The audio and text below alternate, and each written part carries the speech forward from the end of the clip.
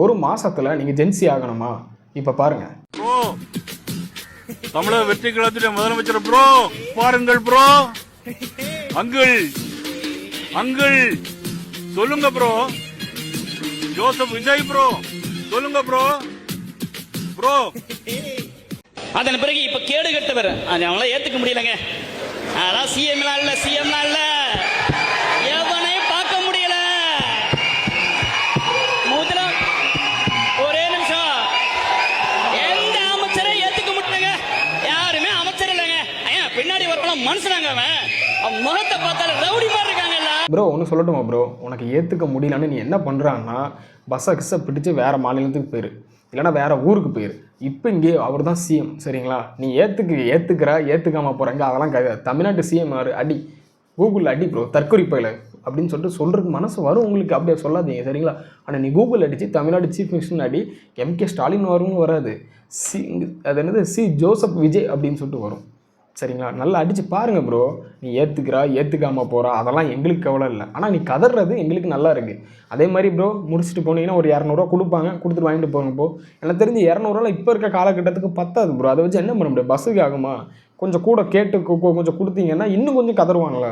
ஏன் ப்ரோ இப்படி ஒரு 200 கொடுத்துட்டு அவன் 200 இப்படி ஆடுது அவனுக்கு கை?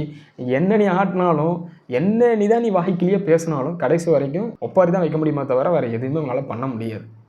எங்க பண்ணாங்க கவர்மெண்ட் நிகழ்ச்சியில, கவர்மெண்ட் நடத்தக்கூடிய ஒரு நிகழ்ச்சியில சிங்கப்பெண் நீங்க பேர் வச்சதுனால நீங்க சிங்கப்பெண் பாட்டு போட்டுக்கலாங்கிற உரிமையை உங்களுக்கு யாரு கொடுத்தா?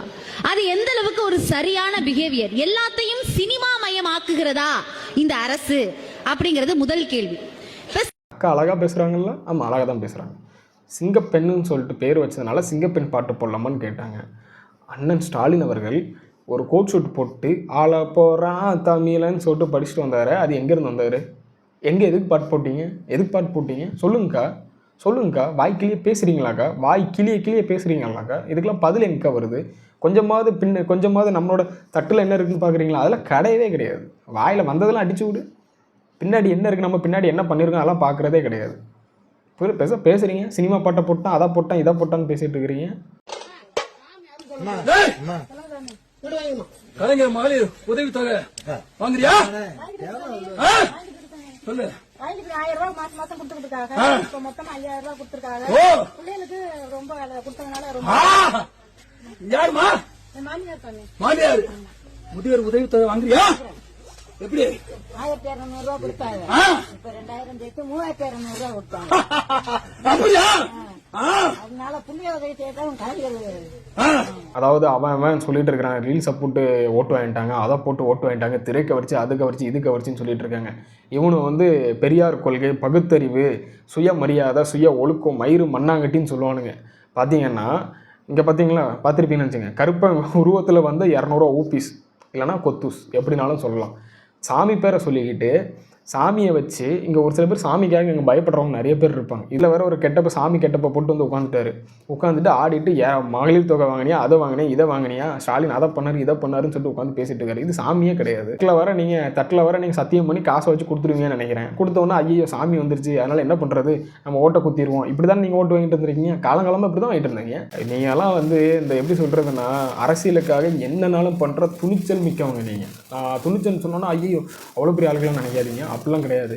துணிச்சல் மிக்க மீன்ஸ் என்னென்ன சொல்கிறேன்னா சுய நலத்திற்காகவும் சுய லாபத்துக்காகவும் இங்கே நிறைய பேர் இருக்கிறீங்க. அரசியலில் என்னெல்லாம் பண்ணுறீங்க, பெருசாக பேசுகிறீங்க. ஒரு பக்கம் ஹிந்துவை பற்றி பேசுவீங்க, ஓட்டு வேணும்னா அடுத்த நிமிஷம் பெரிய பொட்டு வச்சுட்டு வந்துடுவீங்க. இதான் இப்போ சாமிக்காக நீங்கள் ஒரு கூத்து ஒன்று பண்ணிட்டு இருக்கீங்க பார்த்தீங்களா, ஓட்டு வாங்குறதுக்காக. அப்போ இதெல்லாம் எங்கே போய் சேரும்? கிராமப்புறங்களில் இதெல்லாம் கொண்டு போகணுன்னு நிறைய பேர் பயந்து ஓட்டு போட்டுறாங்கன்னு சொல்லி ஓட்டு போட்டிருப்பாங்கல்ல. அப்போ எப்போல்லாம் நீங்கள் ஓட்டு வாங்கியிருக்கீங்க? அவங்க ரீல்ஸ் மூலிமா ஓட்டு வாங்கினாங்க. நீங்கள் எப்படி 200 ரூபா கொத்துசா கருப்பன்னு சொல்லிட்டு கூப்பிட்டு வந்துக்கிட்டு ஒரு ஓட்டு வாங்கிட்டீங்க, குத்து வாங்கிட்டீங்க? அப்படி தானே? கேவலமாக இல்லை?